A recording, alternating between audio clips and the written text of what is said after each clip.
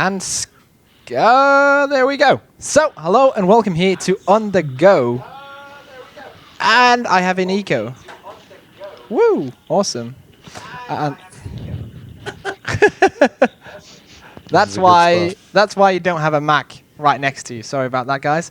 My name is, of course, rizc, and I'll be your kind of host tonight in this talk show, which is the first episode of something I've tried to do early on, also with James Banks, who is also here right now. But yeah, this is the first episode of something that's going to be a weekly thing here on the ES Planet Twitch TV channel, which is a Counter-Strike Global Offensive talk show. And with me today, I have 3 guests. And starting in the top left position is Jimmy. Can you introduce yourself? Hey, guys. I am Jimmy Whisenhunt, as he said. I'm a North American caster, former player, 13 years, Counter-Strike 1.6, skipped Source completely, and on to go. And I'm also a senior game designer on Sony Online Entertainment's Planet Side 2.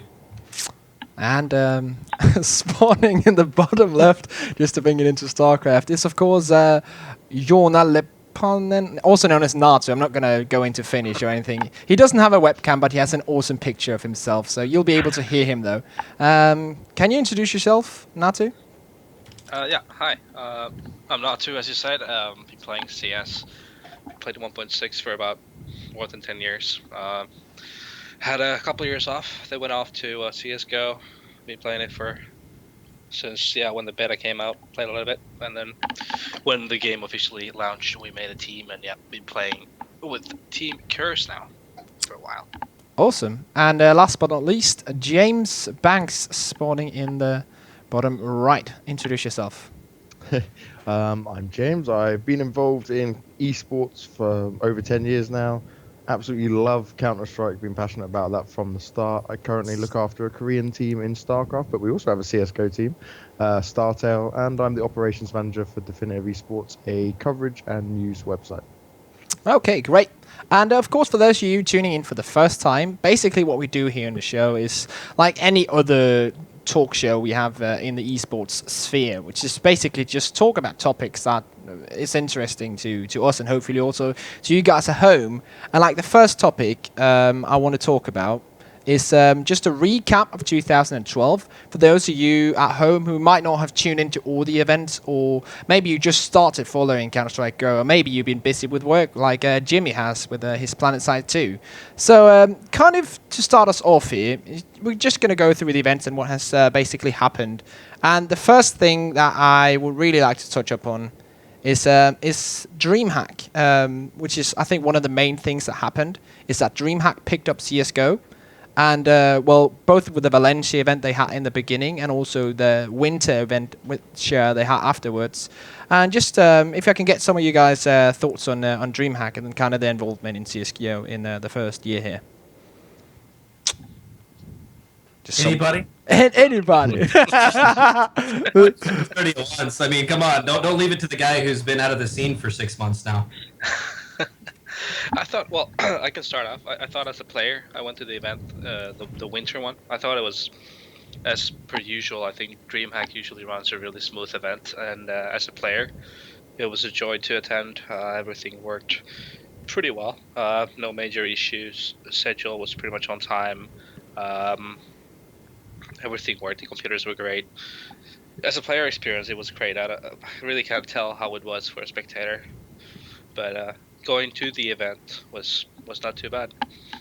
Yeah, and that's kind of what I think as well about it. I was not there as a caster or anything. I was just there to take pictures and kind of look at it, at everything. And it looked really smooth and it looked really good with all the computers. And there weren't, as far as I could see, a lot of problems really. And if there were problems, they were fixed almost immediately. And then also from a spectator kind of view, because I had some time to visit the Dream Arena, which the final was played in, and also spectated some of the matches at the spectator area. And it was actually really good. And they, of course, had Red Eye, they had Corey Dunn, they had the 2 analytical casters, Thread, and then that awesome Finnish guy, Lurpis, casting. And yeah, it was actually a really good event. And also Valencia in Spain, which was the streaming, I can tell you, was arranged like 5 minutes before the event actually started. It's the trend, it seems like. Yeah, that's how it is. And actually, wasn't that the final I casted with you, Jimmy? That Yes, Valencia yes. final, yeah. That was actually a pretty good match.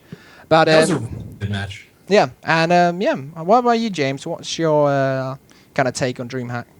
I think DreamHack did a fantastic job to come into CSGO like that, and the way they did.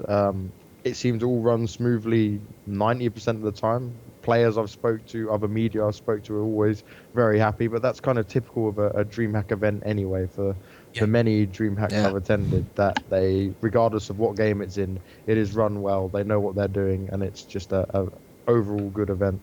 Yeah. So that was one of the success stories, really, of 2012, you can say. And we talked a little bit about this before we went live here on the stream. But yeah, to move from a success story to something that has, in the former years, been one of the most glorious tournaments to attend to and kind of also place highly in. And now this year, well, I wasn't there personally. I was casting it together with Joe Miller, and yeah, it was some good teams were there, and that was really all we could tell because we didn't get that much information. But let's just start with James because we already talked about this on the pilot episode. But James was actually there in person, so he might be one of the guys to give you a little idea about how it was down in Paris. Where to start? First of all, they needed you guys casting probably at the event. That might have helped to start off with. I guess ESWC, like the competition was good. It just felt like everyone who wasn't actually at the event, they were missing out and they were losing parts. There was a lot of little things like the screens, for example, they weren't 120 hertz. The finals wasn't even played on the main stage. There's issues for spectators getting into the event. There was issues for media and stuff for like getting to the players and actually getting in the same area as the players. On a whole scale of how they broadcasted it and how they promoted it, the French stream was pushed fully all the time, and it seemed like the English stream, which would have been the more watched stream, was kind of forgotten about and not given the attention it deserved. I definitely feel like ESWC stuck about 5-6 years ago in streaming compared to what a lot of the big events are now, and they've got a lot of catching up to do next time if they want to stay as a big name and a big force. Yeah, and of course, Jimmy, you work with at least ESWC in the North American because you were at the finals, the North American finals, and does that kind of like sound the same thing to you? What James just told about Paris? No, not at all. Actually, it was complete inverse. I casted StarCraft 2 and CS:GO in Seattle for the finals here in North America on site. I mean, granted, this wasn't a full scale event. I mean, there's very different problems that you run into there, obviously. This is a lot smaller gaming area, and it was run by a very experienced North American event runner. It was more endorsed by ESWC, and they just took the results to take to their tournament. So this tournament was run by ESS, eSports Services, and a couple other companies that were there along with Twitch TV. So it went incredibly smoothly. I mean, obviously, there were obvious internet issues here and there just because we were at a large event. It was at PAX Prime. But no, I mean, like, the players seemed happy. It was a small enough pool to where there weren't any admin problems. Computers ran great. All of it was good. But, you know, like I said, when you start adding thousands of people that want to spectate with the players, ton of computers, it becomes a huge issue. And sorry, just a quick tangent. Like, what is going on with the English stream situation there? Like, I was at work trying to watch the stream, trying to understand what's going on. And then you guys had issues with your stream because you were off site, and you know, I figured that they would bring the English casters in. I mean, are they underestimating like the pull that the English language gets in casting? Like, I don't understand. To my knowledge, is that a lot of ESWC sponsors are primarily France based, so they they don't have like Europe-wide or worldwide partners, which is why everything was pushed in French. Like, if you're at the event and you're us, hello kitten, thank you for joining me in my stream. Great time. You can just go down here for a moment because you're not helping anything right now. I'm pulling my headset off. Gotta love cats. But yeah, they seem to be very stuck in having everything French, and that was their main focus. So even if you're at the event, you couldn't hear the English. I was having to listen to it on my laptop just so I could follow it because I don't speak French and I've got no idea what they were saying. So yeah, it just seems that everything was fully focused on the French. It was very confusing for anyone who wasn't French. And it seems like next event, that they need to listen to people like us who are talking about this and everyone else, and put more focus on the English stream. Maybe they can get the funding for that or not, but I'm pretty sure their French partners thought it was a great success, even though everyone else would say it wasn't. Yeah, Yeah. and like that's really what also went down is that they took some great pictures. They got pictures of everyone sitting in the hall cheering, and sponsors were happy and everything. But that doesn't make an event great. That makes it great for your funding for next year. But Yeah. if the players aren't happy and there's problems and the English stream is not on site and it's not working, then it's not really going to be one of the main events, the events people want to win and the events they want to go to. There was multiple players there that said they didn't want to go next time. I think it was Quantic Hawk. He said to me that he chose this over going to an MLG, and he wished he didn't even bother. And he was just annoyed at the fact of that. My own player, StarTale Squirtle, who was there, he had a game to play early in the morning. The admins first of all gave him the wrong time. They said I wasn't even manager of the team. They were arguing with me that I was not actually a manager of the team. You're not Korean enough. Yeah, no, I need to be completely Korean to hold this position clearly. And they just made things difficult, which then, as a player, you're frustrated before you've even got to play a game. And without being biased, I think many people would know Squirtle is a very competent player, and he was expected to do well. And you could easily put the reasons why the results weren't as good as what people expected, or weren't as the amazing matches you expected in the finals, was because of these silly little errors that were messing up for players.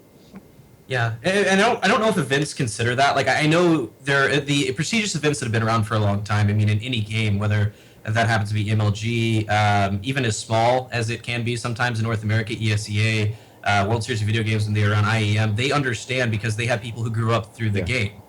Now, I don't know if the people who are running the streams over there, they didn't seem to have a ton of experience for ESWC, like at least in the market of streaming, like how big of a pull the English language has and things like that. Some of these events get in a bad habit of putting schedule first and forgetting everything else, which means we have a stream, so everything needs to stay on schedule. They don't consider that some players need longer to set up than others. If sound's not working, that's a pretty big deal. Beyond that, the media thing, you said that media wasn't able to get in with the players? Oh, okay. So I had a manager pass, which was hard to get for Squirtle, but I was also doing reporting at the same time. Yeah. And if you were a manager, you could go wherever you wanted. That was fine. But if you were media, they would kick you out of a venue if you in the venue where the players were, so you couldn't get any footage or anything. And they would say you're not allowed in there because it's too busy. They didn't want to have big crowds inside there. But at the same time, they didn't offer anything to the spectators to see what was going on. And as our job as media, we're promoting your event. We're pushing stuff that's going to look good for you, and you're not helping us. We couldn't get to certain players. And the only reason I managed to do so well is just because, obviously, I had a manager badge. But if you didn't have that thing, or you weren't lucky enough to be able to get in there, it was ridiculously hard. And I'm sure some of the teams that went there just thought they'd wasted a lot of money. And it was quite sad to see. Because they should be working with us. We're not bad. We wouldn't badmouth their tournament if they listened and they worked with us. If on the first day they said, oh, actually, we've made a mistake. Okay, we'll let you in now. That would be cool. And like, I wouldn't say everyone on ESWC is bad staff. A lot of the staff, they were trying to help us, but they're being told this by other people. Yeah. And if your boss has told you something, you can't deny that. There was many great staff at ESWC, and they were so helpful, and they knew what they were doing. But I'm pretty sure they would probably look at their bosses and thinking, this rule is just fucking stupid. And that's the same thing with the stream. Like, there were some great people. We had a Skype chat with everyone from all the tournaments, everything. And, like, everyone tried to help. And there were people that wasn't even, like, directly involved, but still tried to help with, like, updates from Paris and stuff like that. But I think the problem is, like, it's higher than just the level that we're on. So, yeah, that's what they need to consider. And just with that being said, I think we're going to close the chapter on ESWC and then say, hopefully, they'll have a better run next year. Please. Listen. There are agencies out there, ESWC, if you see this, that were willing to help in any way. Contact them. They will help you, and it will be awesome, and we will all be very grateful.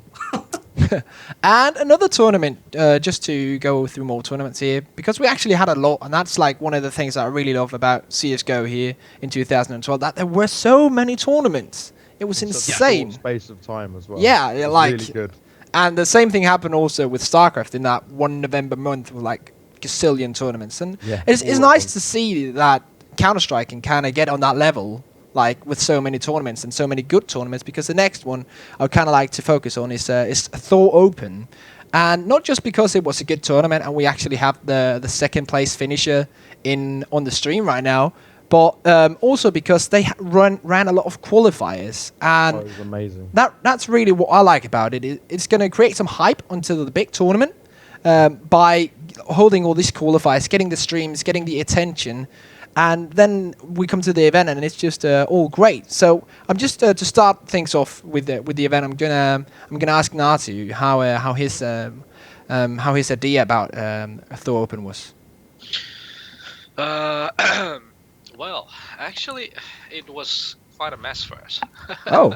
We had a lot of issues. We had a lot of issues down there. The first day in the group stage, we had I can't remember exactly anymore how many crashes we had, but it's about 10 maybe, of which we had like 5 in one of the games. So we had a lot of technical issues. Oh, that's right. Yeah, I saw that on Twitter. That's true. And the way that they were trying to solve it was not. Yeah, it was not exactly the best way they could have done it. I mean, the biggest problem was that they didn't know that they were running Windows 8 right before the event, and I'm not sure if they had done the necessary updates and stuff like that for the OS. So it kept doing a lot of crashing. So the bad thing was, well, not the bad thing, but the unfortunate thing for us was that we were pretty much the only team that was having this many issues. Some of the teams were having small issues here and there, but seemed like we were cursed. Funnily enough. Yeah, I'm slow this morning. But yeah, I mean, it was generally speaking, it was quite a typical event taking place in an exhibition hall with a lot of going on in there. And outside of all those issues that we've had, it was fine. I mean, not too bad, but that really kind of left us with a bitter taste of it all. Yep. And kind of like, now we talked about all the problems. That you did place second though, and that's pretty good. And yeah, like getting over Lemon Dogs and X's Wolves, Gosu, Absolute Legends, all these teams. Of course, losing to NiP in the final, which is a fate that many teams have suffered so far. But like. It wasn't that tournament, but was in an ESEA online game, I think it was, where you played an insanely close game with NiP. And just like to spin off for a couple of seconds here, like how close are you? Do you feel personally to NiP, which is of course the best team right now in Go? I think a lot of teams are close to them, and the skill gap between teams is not that high, really. Or like teams and players are pretty close to each other. I think it goes more into like the mental side of things. People are obviously, you need to have a lot of respect for them because they've been bleeding so much. At the same time, you can't like respect them too much when you're playing against them. I think people are giving way too much room to players like Forrest, who is a monster when he gets his space and gets to do what he wants, and if you play too passively and stuff like that. So I think we have the right mindset when we go play against these guys. You know, we feel like we have nothing to lose, we have everything to win, and we just want to do our thing and see how far it takes us. I think it is bound to happen that one of the teams is going to win NiP one of these days, and if we are going to be the one, who knows? I mean, we've been pretty damn close a couple of times, so it could be, but we'll see. It's hard to say. Yeah, and that's kind of like been the story, of course, if you just started following CSGO, is that NiP has basically been winning everything, as Natu just said. And I think it was like, I saw stats somewhere on a SteelSeries fan page or something, like how many undefeated matches they had at LAN, and it's absolutely insane how many matches they've won. But again, as you point out, you shall respect them, but not too much, because then you will be like in a stranglehold of not being able to do what you want to do.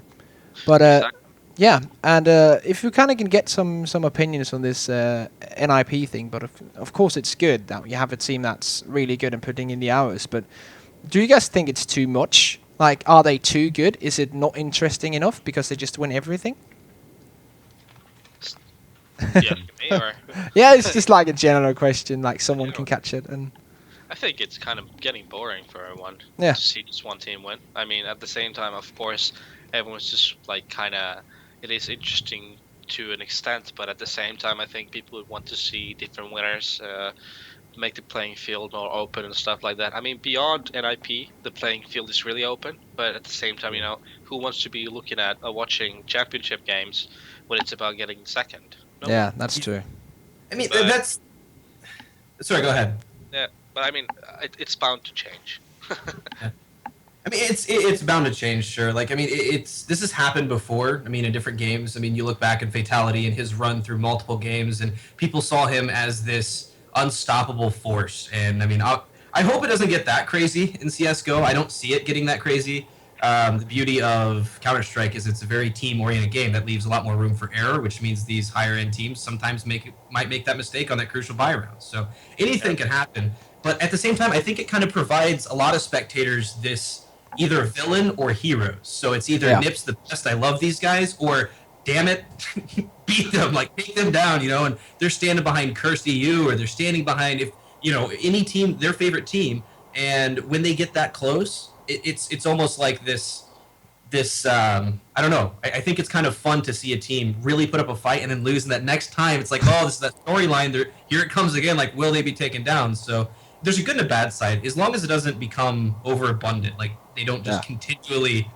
I don't know. If this keeps happening, if this happens again for like the next 4 or 5 months, I'm going to completely switch my stance on this. But yeah, I think it should motivate the other teams as well to just push a bit harder and practice a bit harder and work out what NiP are doing that is pushing them so far ahead as well.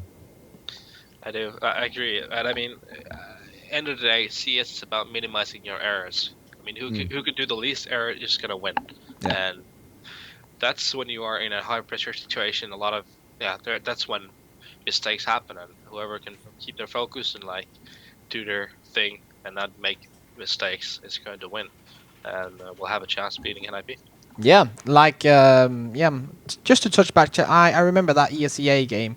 As far as I can remember, it was like small errors in the last couple of rounds that cost you the game. And once again, like that's exact that. Yeah, sorry for pointing that out, but really, like that's what really matters, because it can change so much so quickly in the last couple of rounds, and you can win a game. And just again to agree with Jimmy, it's like that's the beauty of it, and that's minimizing your errors. And I really hope that someone can go ahead and beat them. But of course, the only way to do that is to play together as a team. Yeah. Practice. That's the only way, And that's what we're gonna do, and I hope a lot of teams we're gonna do, and that's when we're gonna see a different winner one of these days. Yeah, and kind of like the last tournament, really, in this kind of area of our discussion or conversation. We haven't had a real discussion because we haven't disagreed yet. Hopefully we'll get some disagreements. Something, you just wait. But last event of the year, Northcon, German event. I don't think I was the only. You weren't there, Natu, were you? No, you weren't. No, I was not. I was watching it, and it was horrible to watch. Yeah, and I was actually there in person, shoutcasting it, and which was really fun because it had a big stage, and there was like all crazy sorts of people there. So when it came to the stage matches, that was good. But apart from that, some of you guys in the chat might have been following on the stream before. And this is also a bit of a fun thing to note for Jimmy. We set up a stream on one computer 3 hours before the tournament started on a webcam that was really bad in a back room with no lighting, with SteelSeries normal headsets. I like it. That's good. Stuff. And that was after we wrote to them specifically all the time, like, what do we need to bring? Do we need to bring headsets? No, we got everything. And then we arrive and there's nothing. Yeah, that's. I think that's once again one of those like trends that happens, man. Yeah, sometimes it just happens. And but yeah, like we could sit here and bash them like we did ESWC, which would be fair in some way, but to be honest, I think the worst part was what the players experienced really, because that was stories I heard when I went to bed. Like something that I don't know a lot. Like, see, once again, this is about the time that we were launching PlanetSide 2, so I mean, I wasn't keeping up. What was going on? Well, basically, one of the things that I thought was most weird was the fact that I think I went to bed like the first day of group stages. I went to bed around 4. I finished casting, but there were still games going on, and there were actually players finishing their game at like 6 a.m. And that's not the whole thing. They had to play the next morning at 9 or 10. And we're talking about professional players here. And that's just so... I don't think I have a good enough word for it. Appalling might be. But it just doesn't make sense to me, really. Because there were some players who... They didn't even have time to drive to the hotel. So they slept at some random like parking lot in the car. And then drove back to the venue to play. That doesn't provide good results or anything. I mean, that's ridiculous. I mean, once again, I know everyone knows this, and it's maybe even be an overpreached point, but when you have a player, just to reiterate, at that level, it doesn't matter if it's sports, it doesn't matter if it's gaming, whatever it is, you do not get your proper amount of rest, you do not get your dinner, you don't... Any one of these things can contribute to huge mistakes, and that's pathetic for an event to have something like that happen. Now, if it's completely unsolvable, I would love to know why. Like, was there any particular reason that these games are going on? I mean, was it just bad scheduling? Were the games going too long? The kind of the problem was they had a lot of hardware problems in the beginning. The funny, every event has hardware problems for some reason. When we were arriving, the computers, half of them weren't even working. They were like trying to set up Windows and stuff on them. But yeah, again, like this just shows that you have to be prepared for basically everything, and I think that's the main problem, that this is catching so many people off guard, because of course you can't have professional like salarized people working all the time. You have to like also have some volunteers, because you don't have enough money for everyone, and therefore you kind of get some people that maybe won't have as much knowledge as you might want in this particular subject. But again, like this computer's not working at a gaming event. That's just like, yeah. I think it's a general issue, though. I mean, a lot of events throughout the years have had these issues, and I think it's kind of silly that we've been running esports events for like more than 10 years now, and we're still fighting the same kind of issues. Like Jimmy pointed out before, there's agencies that can help you out that have a ton of experience on taking care of all the stuff, making sure everything is taken care of and stuff like that. So why are we not wiser than this and are running into these same issues? Yeah. It's crazy to me. I mean, like, and not, this isn't a sky is falling thing or anything like that, but we've obviously less issues per event in the past than we've seen in the last, I mean, that per year less issues with hardware than it sounds like we have in 4 months of professional CSGO. So there's a problem there. Now, that also happens to follow a trend of some other things. I feel that a lot of these events that are either coming back or are just starting up aren't understanding that they need to spend the money to make sure this event works, and that includes the agencies out there. That includes the casters. You need to pay the casters the right amount of money. You got to get them out there. Don't do it from home. All these things, a little bit of extra money can provide such a better future for these events, and I hope that they're understanding that now. And if they don't now, the next time they run their event and they aren't getting the good teams because it's not worth their time, they're not getting the viewership and their sponsors aren't happy, maybe they'll realize it then. But that's the end of my little rant. Yeah, and like that being true and all, I'd still like to the guys like that were running the Northcon event, like they tried really hard. There were a lot of people working overtime. There was one guy, I think the head admin, who actually left like an official resignation because the way that the tournament was run, like in a bad way, so he had to resign. But there were a lot of people really doing a lot of work that they didn't have to do because they weren't contracted in any way. But still, they got the show rolling, and everything, like on the second day, in the final day, it finished like 2 hours delayed, which is not bad thinking about they had a like 6 or 8 hour delay in the beginning. It's because they just kept playing the whole night. yeah. No one stopped. It just kept rolling. But yeah, in the end, it actually, like from semi-finals and onwards, it was actually good, to be honest. Also for me as a caster, because there was a freaking stage and it was huge. There were like 1,500 Germans screaming. Also, what I could tell from Twitter was that the media wasn't having that great internet connection. Oh wow! I'm not even gonna get started on that. That's we're gonna leave that, because that's a whole other discussion. We should call up Richard Lewis and like get him to, because I talked with him down there and he was like, he gets angry, but this time it was legitimate. Like it was everything. I couldn't imagine him raging about internet for media. No, but he would sometimes we have our disagreements, but this time I 100% agreed with him. It was that was really bad. That was really bad. But they got it fixed in the end of the event. They got a line down there so they could upload the interviews 1 day late or something like that. But yeah, that's how it is. So that was kind of a recap of some of the big events going on here. Of course, the success story of DreamHack, and then ESWC and Northcon, kind of not in that direction. But yeah, of course, we had a lot of online tournaments also going on. Also Thor Open with all the unknown cups, and that's really one thing that has always been big in CS, both in 1.6 and Source, and now also in Go. The online tournaments, some of them with a lot of money, some of them with not so much money, some of them not really paying out their money. That's a topic for another discussion, because I think that would take a lot of time. Like a whole show just devoted to that. I think. We'll go all the way back to Angel Muno. I get a season of episodes actually. But yeah, kind of like the next topic that I really wanted to talk to you guys. What is kind of, I labeled it the old school, which is basically because there's a lot of people from 1.6 also coming in to Go, because it's basically the new Counter-Strike, and they're interested in seeing how their old stars, maybe new stars, are doing. Like Na'Vi are stepping in. They've been starting in Go, and they haven't been doing so well, but they're practicing a lot. So hopefully they'll be better in the future. And I think we're just gonna go through this team by team, and then just kind of like, so you guys can get what your ideas and what your opinions are about these teams. So let's just start with Na'Vi, which needs no introduction if you're a CS fan. And yeah, what do you guys think of them so far and their step into Go? I think they've been quite smart, to be fair.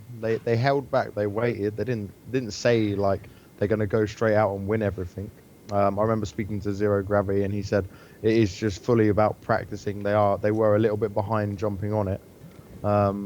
They've got a long way to go, that's for sure. But if there's a team that can do it, I'm sure they can put the practice in and work very hard to make it work for them and see themselves at the very top of CSGO. Yeah, I mean, from what I can tell, they have been doing a lot of progress, and like compared to how they were in the beginning. Obviously, none of them had played any other game really. They've been only been playing 1.6. They all hated the game to begin with, and stuff like that. So I think they're making progress. I think ESC, they started before Na'Vi though, but still ESC has been making a lot of progress. Yeah. I think Na'Vi has been doing quite well progress, but I mean, the next few months is going to tell us more. Like when events come up and stuff this year, we'll know more. But players like Markaloff and all those guys they have so much talent in FPS or gaming in general. I mean, there's I can't see a reason why they couldn't be good at this game just as well. Yeah, and I mean, a big step up they have as well. I mean, there are the old school teams, but some of the old school teams in North America and Europe, you're going to start seeing, hopefully not, but you're probably going to start seeing some roster shifts. Yeah. It's bound to happen. A lot of these guys have been involved in Counter-Strike for such a long time, and people are eventually bound to just move on. You get old, you get tired, you don't want to do it anymore. But like teams like Na'Vi, these guys have been together for so long, and they're so used to winning. I mean, you get used to winning money, and you get used to being very good. And then when you start showing up tournaments, you're not doing so great, or even as maybe you're just doing decent. You're still not the best in the world, which they very well still could be used to being. So I don't know, man. I think that they're going to do very, very well if they put in the time and they choose to put in that effort that they used to, man. I mean, not that they're not doing it now, but I mean, once they get to the level where they can stop trying to figure out the more, I guess, once they catch up to the meta, they're able to actually innovate as they used to. They're going to do very well. Yeah. I'm sure. Go on. No, yeah. You can do it. Considering like the standard of money that they can get out of gaming yeah. in Ukraine, I'm sure they will have the motivation to put into it. I mean, Yeah. that's one of the things, like, compared to countries like, say, Finland, for example, where it's really expensive to live and stuff. It's really hard to justify to yourself in putting in the amount of time to play that is necessary. But countries like Ukraine, for example, where it's a lot cheaper to live, or Poland for that matter, it makes a lot of sense to be gaming a lot because you can get a decent amount of money out of it. Yeah, and I think ESC have done pretty well, to be fair. Yeah. Considering, like, I remember speaking back at IM with Neo, and he told me he would rather play League of Legends than CS:GO. Whoa. And, Yeah. that was his big quote Yeah. from the interview. He said that was at much Copenhagen Games rather- as well. Yeah. He really didn't like CS:GO, and yet they've stuck with the same lineup, and they put in a lot of practice, and it paid off. I think Northcon was the one they came second. Yeah, It was a final yeah. between NiP. Obviously, it wasn't like an extremely amazing final, No. but they made progress, and you can see it. Yeah. So I don't know. I'd say I'd like to see them start getting some or a win or coming near the top again into 2013. I definitely think it's possible. They've definitely got the right mindset. Yeah, like really. ESC did win, though, didn't they? What? SLTV. Didn't ESC win the SLTV event? Yeah, they didn't they? Over Virtus there Pro. we That's go. true. That's one event Yeah. that I did not. Yeah, I had no. Yeah, that's I true. had nothing to do with Yeah. SLT. I had no idea about that event. Yeah, it was of course the Star Ladder, the venture into CS:GO. Finals held at the Ukraine eSports arena. I'm not But quite sure. NiP weren't there, were they? No, NiP weren't there. Yeah, It was the French Imaginary Gaming, Virtus Pro, and ESC, and then some other team. Did As far Navi as go? no, Navi didn't go. They didn't feel like they were ready. So, but yeah, really like to touch up on that now too. They have been like really good in the last couple of weeks of CS:GO, and of course ending out with a win there at the Star Ladder thing. But also to kind of touch up on what James said, they have been progressing really well. Like what they have been doing is that they kept the same lineup as you said, and then they just put in insane amounts of hours in the beginning. Neo or someone is probably, or his fanboy is probably going to haunt me, but they were not that good at all in the beginning. It was I was getting sad watching them because like I've been a fanboy of ESC for so long, and just watching them go struggling that bad as they were in the beginning, it actually made me sad. And then like progressing, putting in the hours, and then seeing them kind of evolve, especially in Northcon where I could actually stand behind them and spectate them. It was absolutely amazing to see how they just evolved from not really knowing what they were doing in this game compared to 1.6, which they mastered, and then actually also coming into this new game and looking like they could be one of the top teams if they aren't already that. Yeah. I thought they already, like before, especially watching them at DreamHack, I felt like they were giving up really early on in the games when they were losing silly situations in rounds. It just felt like they were already lost when they were just down like maybe 5-0. But like looking at their how they seemed like, it felt like they were giving up early on in the games all the time. Yeah. Just kind of like to go into that 1.6 towards CS:GO thing again, which is the topic that everyone seems to be discussing, 1.6 CS:GO on all the forums. But now we're not going to go into it in a negative way, but I'm just going to ask you now, because you're the only one being an actual pro gamer. I think, Jimmy, you were winning, you were in some team and doing okay competitively, weren't you? I just played forever and played a ton of tournaments. Yeah. I was in Europe and everywhere, winning all the time, like this badass I have sitting next to me here on the street. Yeah, that's kind of the same thing with me. Like, I wasn't really that good, but I played my part, and I'm sure James did as well. But like, how has it been for you going from 1.6 to Go? Well, to begin with, I'm just going to go back to a year ago when the beta first came out. I thought the game was ridiculous, as it was. Like, if you played it a year ago when it wasn't the first open beta game out, it was pretty horrible. But It was. I wasn't playing 1.6 actively since end of 2010, so I was just like opening CS:GO every now and then, like giving it a fair chance, not like trying to keep an open mind and stuff. And as the updates started coming in, I thought the game was getting better and better all the time. It was a lot of it was a different game for me. I always thought, I didn't want to compare it to 1.6 because it was obviously going to be a different ball game altogether. Just the same name with the same maps, the same weapons maybe. but all the mechanics would be quite different. So I always thought, I don't want to think about 1.6. I want to treat it as a new game and as a new challenge, kind of. And things started getting more serious for me maybe end of summer, like August, as the game launch approached, and I started playing a lot of gathers and stuff like that. But I think the biggest thing, like I said, was just being open-minded and unlearning a lot of things from 1.6. And I think the game, you gotta run around a lot more. It's a run and gun game.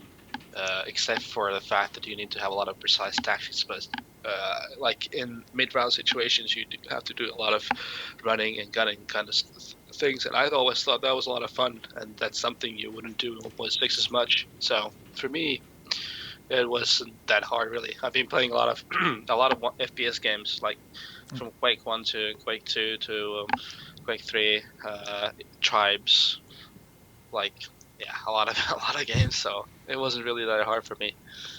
Oh, okay. Well, that's good to hear that the transition was rather painful. But yeah, like the first beta, I still remember that was quite ridiculous. Even coming from Source, which should have been the ESEA game, I also found it quite ridiculous in the beginning. But yeah, like just the last thing that we really like to touch up on here before we take the first break, or the only break actually, because we've been talking for almost 45 minutes now, is what was it? Oh yeah, the progression that's kind of been made in CS:GO, like from the first beta to the product that we have now, like considering updates. I know Jimmy has made. I remember the first time I actually heard your name was when you published the video, sometime around Copenhagen Games. I think it was something about recall or something like that in CS:GO. Oh, yeah. Like with all the updates that has been and how the game really has progressed, like how do you think it is today compared to how it was back then? And do you think it's perfect now, or what does the game need before it's the greatest FPS title, Counter-Strike title of all time? Who you directed that towards? Because I might be able to fill too much time. I can. But one of my biggest things with the game right now, and this kind of speaks to what Natu was talking about just a second ago. I mean, we definitely see eye to eye on the 1.6 to CS:GO. I mean, all the games so far have had the redeeming qualities. I, at first, just like everybody else who played the 1.6 or Source, disliked the game at first. I mean, it was like, it felt really weird. And even if you liked the game, you didn't necessarily like playing it. And I really don't care if you say otherwise, because if you were really good at Counter-Strike and you went to CS:GO, it was such a flip. I mean, you get frustrated a lot, and like it was very different, and people started getting used to that. But one of my biggest problems with it right now is still the maps, which the community can always make maps, but we're running into this issue where the run and gun style, I think, can only go so far. Hopefully we have enough time. I want to ask Natu here, like, if you're a good example, holding B on DE-Dust 2 as a CT, you have this hallway there, and it's relatively smaller than in 1.6 because the players are bigger, and it feels that the movement's much faster. Situations like that, do you feel like it's just a complete clusterfuck? Like when you're trying to take a as a terrorist? I mean, I think because of that just being limited with the size of players, the kind of slidiness, and the little bit different movement, that you kind of run these situations where you're at the mercy of the situation rather than making good decisions. I think that's the difference between CS:GO and 1.6 in general. I think it comes down to a lot of things, such as in 1.6 you didn't have the bomb planning sound, for example. CS:GO you have that. I think that kills a lot of aspect from winning those clutch situations and stuff like that. I think the same goes for the Molotov. I think, in 1.6 you could have Neo going 1-on-3 with 3 HP, winning an unwinnable round inner bomb shot on train. What could happen in CS:GO? You'd have one guy just throwing a Molotov and he'd be burned to death, and then it'll just diffuse. So I think some of the mechanics in the game has killed certain aspects. It's a skill factor, but at the same time it has generated a different kind of gaming, like different kind of game mechanics, which are also interesting, but still I think they kind of I feel like, as an example, the bomb plant sound should not be there for anyone to hear. To make the point, one of the points here. Yeah, I agree. I mean, I guess my question is, I just looking at it from an outsider's perspective. I'm not currently competing in CS:GO. I pug it every once in a while, gathers. I feel that it may hurt the longevity of tournament play. I don't, once again, no sky is falling feeling or anything like that, but um, by removing a lot of these more clutch rounds and removing a lot of the decisions that players can make in intense situations, kind of just equals out to the same stuff every time. When you reach a certain level of play, the only mistakes that are going to be made aren't always your fault, if that makes any sense. Like, I mean, Yeah. you bump into somebody just because of limited accuracy and movement or one thing or another. I mean, do you think that hurts, or is that a refreshing thing for players right now? I think it's something you get used to, I guess, kind of. You know, at the beginning it was worse than what it is now. I mean, you're kind of used to all the frustrations that you gotta live with in this game.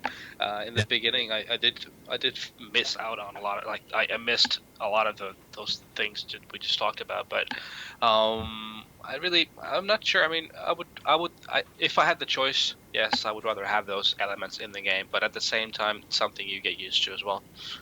Okay. Okay. Good to hear. Awesome. And yeah, like just to end you guys off, we're gonna take a small break. I'm gonna get something to drink. Maybe we can go if someone needs to go to the toilet, they can do that. And you guys in the chat, I have a challenge, not a challenge for you. The last kind of question we have, or kind of part we have in the next half of the show, is basically questions from you guys in the community. If you have any questions like specifically for each one of us, or something you like us to discuss, you can you can type those questions in the chat while we're on a break, or you can tweet them at me at follow rizc. You can tweet them to Jimmy, just to plug him. What's your Twitter? At Jimmy Wiz. And James. At StarTale_Banks. And Natu. That's a hard one. Joona underscore Leppanen. Good luck with that. I'll write it down in the chat. So yeah, questions in the chat or at us on Twitter. And yeah, we'll be back after a short break here with the second half of On The Go Episode 1. See you then.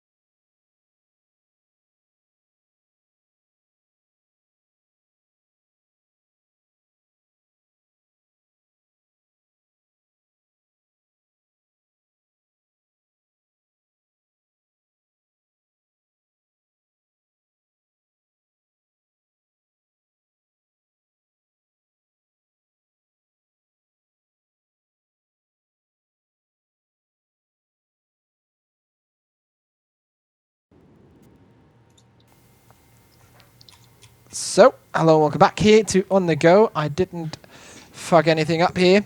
Not in the second try, at least. But yeah, welcome back. We do still have a lot of awesome people here. Of course, we have Jimmy Whisenhunt, James Spanks, and Natu. I'm not going to try go down that road again. But Don't yeah. do it. But we have here in the second half, if you can say, of the show, we have two main topics we're going to start discussing or talking about. Basically, the first one is not really a topic. It's just the upcoming tournaments the next couple of months. The two big being the ESEA online league and then the LAN finals. And yeah, after that, the Copenhagen Games, which will take part in Denmark. And after that, we're going to answer some of the questions and discuss some of the things you guys been submitting to us in the chat and on Twitter. That will be after that. But starting off first and foremost, ESEA. For those guys not familiar with what ESEA is, Jimmy has actually worked with them in the past. And yeah, you might be the best guy to explain what ESEA is. So ESEA, Esports Entertainment Association, has been big here in the United States for a while and is a pretty big reason why Counter-Strike stayed in the esports scene over here. And a lot of their efforts have carried over into the European scenes as well because they also have a very, very knowledgeable staff of people who run streams. Actually, one of the owners from Team 3D, which is actually really, really cool. It's Craig Levine, really, really great guy. One of the forefathers of esports, like seriously, one of the first guys to make a business out of this so we can be doing what we're doing right now. Really, really cool company. Now that I've sucked up to him enough, they host a online league that runs, varying amount of matches depending on the amount of teams. It's increased and decreased over the years. And at the end, they host a pretty big LAN final. The best teams in North America go up there and compete in Dallas, Texas, for a whole bunch of money. I think like last season I casted, season before last was like $87,000 for the prize pot. That was for TF2, 1.6 and Source. First place prize for 1.6 being I believe $10,000, and that their promise is that it goes up every season. So that's good. It goes up every season, and it has. So what else do you want to know, man? I can go in further. I don't care. Yeah, that's just like a basic intro to those of you guys. Also, like they also do. It's also a big community, and they also like they have these pickup games or pucks, if you might want to call them that. They have scrims, which is basically like practice clan wars, and yeah, they have a lot of good shit going on over there, over in the US. So just want to point out quick, as far as the ESEA and the pug stuff goes, we'll talk. I guess I can bring that up later, but. Recently moving to Europe and everything, they have their anti-cheat unmatched. Like, seriously, 100% unmatched. Nobody knows how it works, and it bans a shit ton of cheaters. I don't even know if all the executives in the company know how that anti-cheat works. Jaguar wrote it, it's incredible, and it's got my stamp of approval. I've used it many times. It's brilliant. A brilliant system. But yeah, kind of like now we can touch in up on all the community and all the plugin and stuff like that later. But the online league, now we're just going to focus. I think it's split into the European league and then it's the American league, as far as I'm concerned. Of course, they're playing each their individual seasons with a lot of great teams. Like the European league has all the best teams. It has NiP, it has Mousebots, it has Curse, it has all these good teams, and also my personal favorite, Aces from Spain. Yeah, and yeah, of course, the American League also has all the best American teams in there as well. But just, I think we're going to start with Natu because, well, you're playing a lot yourself. How do you think, like, how's your like ideas and what's the word I'm looking for? I forgot the word, but how do you think about it so far in the ESEA? The system is great. I mean, it leaves a little room for error. It's easy to just basically you start up an application and join the server through that application. It does everything for you. You just type ready and you're game on. The only criticism I would give ESEA is the map pool. I mean, come on. Dust one. I saw mean, that. Oh shit. I was tweeting the other day that are we going back on a time machine into like the year 2000 and the clan-based Euro Cup 3 or something? Because Yeah. I have not played Dust Heaton 1 with the competitively. MP5. Yeah. Yeah, I mean, maybe they just watched Frecker die and felt like it would be a good match to have a He Dust was 1. like, man, those were the good days. I need to do that again. Aztec, man. We need to be Aztec and couple back. Yeah. But in general, I mean, the system is great. It's easy to use. I would love to have that spread in Europe just as well. It would make it a lot easier, and we could finally abandon IRC, which is the problem. IRC, man. That's I miss IRC in the US. nostalgic, man. Yeah, but I IRC. mean, we have so many DDoSers nowadays. Yeah. They're like getting your IPs through the IRC and stuff. Yeah. So that's an issue.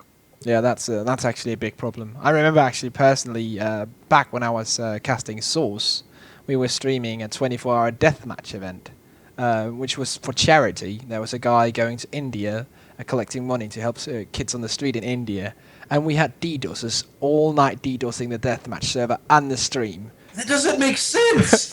Why? I was like, We have. what? You know what they do nowadays? I have no clue. They blackmail people to adding you on Steam and like taking over RC channels and all these kind of things. They steal people's Steam accounts and it's getting pretty criminal if you ask me. Oh wow, Yeah. that fucking sucks. You're they're starting to mess with real money. I have a lot of money invested in games. Yeah. Like, that's crazy. Yeah, That's my a- Steam account must be ridiculous. I've got a Millions. stupid amount of games. Yeah. I think there's a site you can check what it's worth. Yeah, I remember I did that a Oh, long time sweet. ago. I'm gonna have to do that. That's Yeah. really embarrassing. It'll show like, I've probably spent my entire salaries on games. Oh shit! But yeah, that's like the idea I've heard from players so far is that the system is really good, and I really like to touch up on that map rotation thing because well we can all agree that Dust 1 is probably not the map that is best fit for competitive play. I don't really want to watch that in a competitive game. It would be good Yeah. for fun, but not really like nah. But like, what do you think should be done with the map rotation? I think Natu has like the best idea about that. What map do you want to be put in there? Should the map rotation just be smaller? Yeah, I mean the reason that they make Kevin is that there's not enough maps. Well, why don't we just play the same maps over and over again? I mean, it's not a reason to play a map that is not viable for competitive play. And we'll just wait when we have actual good maps to have in the rotation. So what's strange is like ESEA usually runs a poll at the beginning of the season, and it's a list. They have run two polls. First poll is which map did you not like from the previous season, Oh, that's fun. and then whatever wins that, and then it's what map would you like to see replace said map. I can't believe that they didn't run like, do you want this or not? I didn't see the poll. Granted, I haven't been on there, much because I've been working a lot. But yeah, that's crazy. Like Dust 1, what the hell? It doesn't make any sense. The logic that they have apparently is that they are going through the public polls, which are voted by anyone basically. Oh, That needs to be done by the pro players. Yeah, Yeah, it needs to exactly. be asked Are by you the go- people competing. Are Yeah. you gonna have like the football amateurs make the rules for the pros? That's not Well, gonna happen, is it? Why should it be the other way around in esports? Yeah. Agreed. I mean, one of the things is, so the polls, and this is something that I should probably push over their way, now especially that they're trying to bring in a larger audience and more regions of the world into this, is I think that all the competitive players have a right to choose, because they do want all of the leagues to be playing the same maps. So open through invite, open the lowest league, invite on the highest. But there's some idiots, but in competition, even in North America, they don't want Dust 1. So they just need to leave the puggers and the form users out of it. It needs to be strictly, if you paid a league fee, you get a vote. That's Yeah. it. Uh-huh. that makes sense. But kind of like a new thing that I've seen a lot, or not a lot, I've just seen it on some forums and on ESEA is the new maps. There's actually people are creating new maps, and I remember Volcano actually created one, DE-Cache or something like that. Like, have any of you guys checked that out yet? Seen it? Yes. I've seen screenshots of it, and it looks pretty good. Like, How is it? And is it viable, or is it just? Well, had you seen Cash and Source? Had you? Yeah, like I play one match on it or something. I'm just running Right. around being an idiot. So. So the great thing about anything that Sal does, Volcano, is he thinks on a little bit different level. I mean, he has a lot of experience with map making and general art, and he's also a absolute legend in the game. So he is not just a map maker saying, "Wouldn't it be cool if?" He's actually able to look at angles, and a lot of these guys make a map and then they just play test it like crazy. And I can attest to this because I've been part of his process before. He's like, "Hey, you busy?" They go jump on a map, and we run around and say, "Well, this nade works. This one doesn't. They shouldn't be able to do this because that's way too overpowered with this flash from the CT side." So he really puts a lot of thought into his maps. My first vote goes to Volcano to being hired full time for the esports division of Valve, making maps. So yes, I love Cash and the maps he makes. Yeah, like that's one of the things that I really think we need. I think it was actually you, Jim, who said it earlier, like map makers and stuff like that. They're really like we need map makers. We need new maps because basically Nuke is awesome and Dust 2 is pretty good as well, but like they have been played for how many years? Yeah. We can't keep playing the same maps over and over again. Like StarCraft, that's a prime example. They changed like We get maps, new maps every season, and there's like people dedicated. There's like almost jobs in esport for people who create maps, and I would love to see that in Counter-Strike. Like getting one new map in every map rotation per season. That would be awesome because that would change out a lot of. Like I remember back in the day in Source, they were like specific strats on each map that every team did because they were just so good on this particular map that everyone would do it. And then you kind of knew what was going on. Okay, it's this strat again. And, like, that's one of the things that I really would love to see eliminated. See, I think for CSGO, I wouldn't say we need a new map every season, but we definitely need some new maps at the moment because the way CS works is it evolves, the players get better, and the tactics evolve and things change. So we can work with the same style of maps or the similar maps for a while, but at the moment, we definitely need some more maps because it is just too small, as Natu was saying earlier. Yeah, I mean, one of the big problems is, so in 1.6, even leading up to some of the larger tournaments beginning in mid of last year, you still saw some different strats and a little bit different ways of playing maps. I mean, even after, 12 years of major tournaments in that game, there were still new play styles being developed and really cool flashes. I'm like, which still blows my mind. Like, as a game designer now, it's like the pipe dream of having a game that can still, hey, that's new 12 years later. Like, no one's ever tried that before.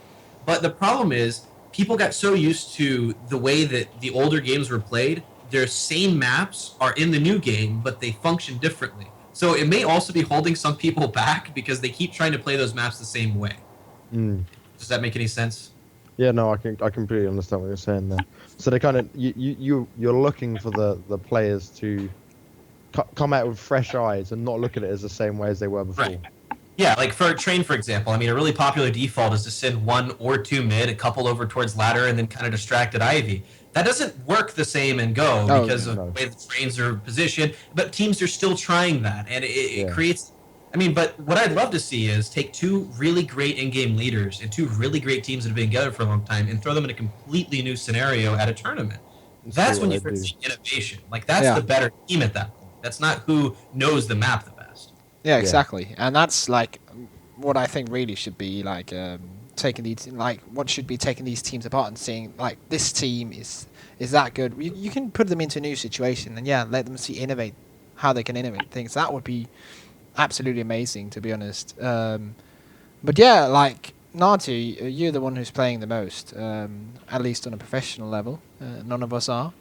How like actually I'm not quite sure about your team. This has been actually boggling me a lot lately. Are you actually the in-game leader, or is it someone else calling the strats for your team? No, I'm not.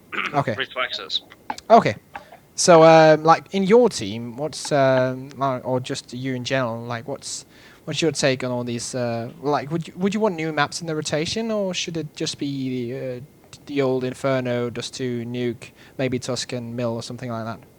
I would of course welcome new maps, but one thing I think is that they shouldn't be forced to the community. Yeah. That they should be play tested extensively. We should have the opportunity to play mixed games and pucks and stuff like that before actually putting them into the competitive environment.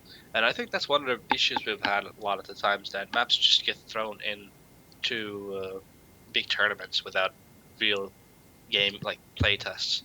And as long as like DreamHack seems like Volcano's maps seems pretty good to me, so I don't see a reason why he's like the new VE version was really good compared to the original one, which was horrible. He made a lot of good adjustments there, which were really necessary to make Nuke into a viable map. CAC seems like I haven't played it. I've just run around it, but it seems like a reasonably good map. But I can't really say until I've actually had the opportunity to play actual games on it.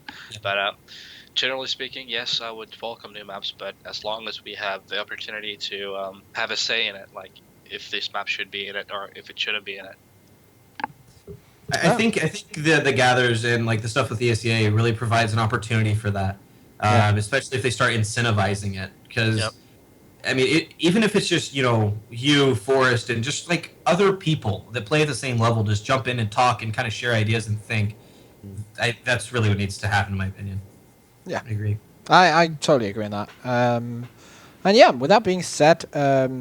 A little bit about the map rotation and kind of like you said it just there, Jimmy. I'd really like to kind of get in deeper in this ESEA situation, because one of the things that's really important for CS to grow is that people get kind of a taste of what competitive gaming is like. You get some guy who hasn't really been following CS. He knows the game. He played it on at a LAN with his friends when he was like 12. He played 1.5 or something like that, and now like kind of trying to get into the game.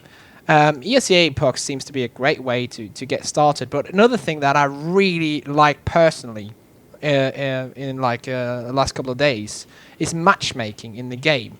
Yes. It's so ridiculously easy. It was fucked up a month ago. It was so bad. It's working. It's perfect almost now. It's ridiculously good. I was at a New Year's party with some of my IRL friends. Found out 2 of them were playing LOL. And they also got CSGO. So I've been playing the last couple of days with some friends that I've never known in Counter-Strike. And it's just so easy just to invite them to a group and then get a couple of games going while sitting on Skype. And that's something I would never thought of doing back in Source, because, well, you had to get a mumble and you had to have a server, a mixed vent or something like that. So I kind of like what you guys think about the whole matchmaking thing, and also ESEA pucks for that reason. Is that what the game really needs to grow, or does it need something else? It's going to bring people together, because I think some people who are maybe playing public and stuff, they don't know how to get into this side of things. So having this inbuilt matchmaking, or having a client like ESEA where you're in a community and you want to play with others, is that you don't need a team and you can take part in this and you can learn the competitive style. It's so important. I haven't had too much experience using the inbuilt one, but I know the ESEA client very good, and it is a great client, something that's truly needed. As you're saying, the in-game client for CS:GO, which is you're saying is perfect. Yeah. Well, that's not perfect yet, but I'm taking your words there from choice rather than from my experience. But these things are needed to help the game grow, help people get into this side of things, because there's so many players playing that don't know about the competitive side, and they're just playing because they like running around in a pub or just on public servers. Yeah, that's really what I like to focus on, because of course there's problems with it. Like, if you played on a matchmaking server, you will know that it's not the special edition maps, which means that there's freaking chickens on Inferno and you can only buy one flashbang and stuff like that. But yeah, that's easy to fix. That's not really a problem, and the servers need to be a different tick rate. But that's not a big problem to fix. Like, that's something that can be simple, kind of easily done. But the whole thing about like competitive gaming in CS being so easy to reach, that's more like the thing that I think is way more important. Needs to be easier though. I mean, it would be great if you could actually get into streams and get into GoTV straight from the main menu, basically. Yeah, I mean that's true. Now, this is something. Now, this game was developed by Hidden Path in conjunction with Valve, so we have already seen what Valve's capable of doing. with Dota 2, and they're advertising in support of esports. So I think that if they do it right, you start seeing competitions live now buttons. You click that, takes you straight to the Go TV. How awesome would that be, man? And maybe throw in audio from a choice stream, like something crazy, just to get people looking at it. Now, that the first thing that does, oh, hey, this is kind of cool. I want to be that good, right? Yeah. Now, then you come to this situation where is it Valve's responsibility or is it ESEA's? I don't see Valve spending the money to. I mean, they have ridiculous amounts of money. Don't get me wrong. Spending the money on VAC and what it takes to make competitive play on their servers viable. They famously have problems with their anti-cheat. It's so easy to get by. I don't know. I think that the cool thing with ESEA is you can just jump on a scrim team. Like, pugs are cool, that gets you introduced, but if ESEA can find a way through their client to get people to start clicking the scrim button and finding new players to play with, informing teams, and paying that $5 or whatever it is to get into the open leagues and get a taste of that. I think if we can find a way to set that into motion rather than just going into these matchmaking servers. Matchmaking's cool, but they're not as committed and involved unless they get part of a community like ESEA. Yeah, I think the matchmaking is like the first part of it all, and then you should have the opportunity to go forward and forming teams and stuff like that easy. Yeah, of course it's great that we have more people playing the game. That's of course awesome, and we can like boast our Steam stats, which is by the way highly inaccurate. but yeah, and we can like all see, hey, we have a lot of players playing this game, and we have maybe even more viewers on the streams and stuff like that. But really, what matters is that we have more teams in more leagues, and especially the LAN tournaments, because in Denmark, LAN tournaments are like the main thing that's holding our scene together.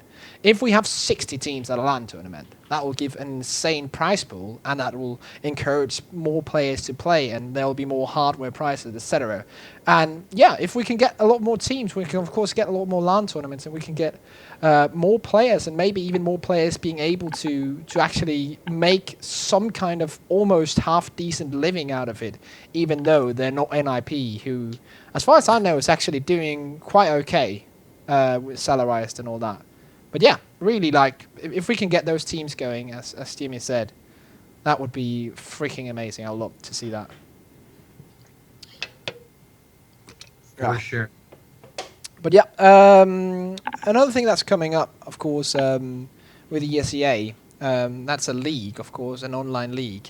But another thing I really like that has been happening a lot with online leagues lately in Counter-Strike is that they have LAN finals. We've seen that if you're a Danish person, you'll know that the Steel Series League has LAN finals at either an internet cafe or an actual LAN tournament. But the ESEA LAN finals, I think it's in Dallas, if I'm not mistaken.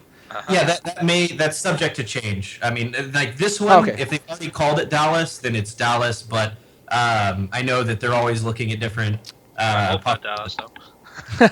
If I end up knowing. But yeah, like what I read about it, and like looking at the prize pool and looking at the possible teams to attend, that is going to be the bomb. Like also an opportunity for. Like, I'm not going to say lesser teams, but there's going to be a lot of teams able to go there, which, like, whose players wouldn't have been able to go to the US just to play Counter-Strike.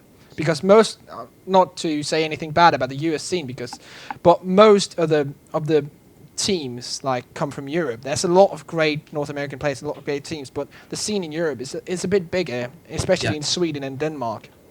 And Germany, for that matter. There's a lot of people playing it, but going to the US to play Counter-Strike is absolutely amazing. I would be freaking thrilled to do that. And you have the infrastructure for it too. Sorry to interject. Like it upsets me that we don't use the infrastructure that we have here for FPS esports, because it is a little bit cheaper, from what I know, to get an event here. As far as the staff's already here, we have so much esports staff that travels to Europe. It'd be cheaper to have them here. You can rent a venue for probably cheaper. There's a lot of things that really help out, so I'm excited to see what happens with that. And yeah, like, what would, especially you, James, will you be maybe hijacking some kind of plane to go there, or what? Like hijacking a plane? I don't think I've ever hijacked. Oh no, we can't say that when we're talking about the US. So that's shit. I'm gonna get stopped in the custody now. I'm sorry, but yeah, but really, like. like, of course, you'd love to go there, Yeah, as I would I. But like, what do you think about the fact that this huge league has now a LAN final, which is Do you know what has I've been waiting to incorporating see? Europe teams? It's insane. I've been waiting to see something like CPL back in the day come back, and if we could see that in CS:GO, that would be amazing. If we can get that kind of the whole feeling, bringing all the best teams from around the world, and hitting it. Let's not call it CPL because we know what kind of ended up being in the end. No pain this time, we promise. Yeah, let's let, let's bring it that feeling. Let's have that atmosphere, and if we could do that, I would love to see that. And ESEA, they're probably the only ones at the moment in America, to my knowledge, who have got the resources and ability to do so. Yeah. And obviously Jimmy can, he's vouched for them and can back them up. And what I know about ESEA is very strong as well. Yeah, and like especially in US, I think it was ESA. They tried earlier a couple of years ago to get into Europe, which did not work out as well as far as I recall. I wasn't really that active at that moment, but yeah, I don't recall it going as well as it could have. But yeah, like an ESEA tournament in the US, and as you all said, like they have great staff and they have a lot of staff and they can rent venues and stuff like that. But the question is like. No, it's not really a question. It's like the players. How are they going? Like, do you have any information of what's going to be covered for the players? Do they have to pay for everything themselves, or is it more like a StarCraft 2 kind of fashion where the event actually brings the players? Or do you have any idea about that, Jimmy? So what they've done in the past, just here in the U.S., I mean, because it still is expensive to come from New York City to Dallas or San Diego, L.A., wherever. Is more to protect themselves, because the problem becomes if a team doesn't show up to this event, it becomes a major problem. And it became a problem because towards the end of 1.6, teams were just swapping players, people were showing up. They required a $500 deposit straight from the team, non-refundable. So they started, which does go towards the cost of selling everything, but that made teams committed to go. They also now implemented a new rule that if you do not attend and you're eligible to go, you're banned from the league for a season, which I think was a great move. You're a professional Counter-Strike player. If you're a professional CS player, if you are not going to show up to an event, you shouldn't be playing an invite. Anyway, that's the opposite of what you asked. As far as what's covered, I don't know, but I know that they're going to do their best to make sure that teams stick up to their responsibilities to be there. As far as I know, I think you are supposed to pay for your way over there. Okay.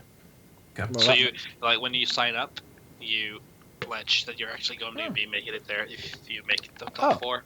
Okay, that's smart. That seems fairly normal, like from what I've heard. Also, like going to let's like hypothetically say that you Curse guys, you'll make the top 4, which I actually don't think is a wrong estimate. Actually, have you in there? If we had a fantasy league or a dream team or something like that for ESEA, I would have you there. But if you're going to go there, like, could you? What? Yeah, I'm not really sure what I want to ask.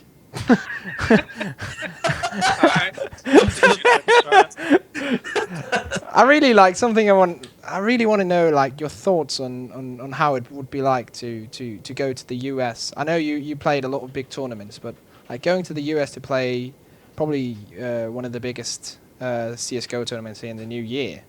What would your thoughts be on that if going through from the online league?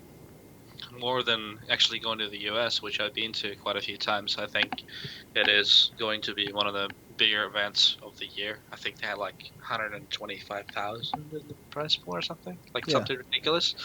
So I'm sure it's going to be one heck of an event. That's from what I've heard. They're always flawlessly organized, everything on time, everything working perfectly. So I would have high expectations. Of course, it's always fun to go to the US, but the biggest thing for me would be getting into a competition in the scale of what the ESEA finals would be. Yeah.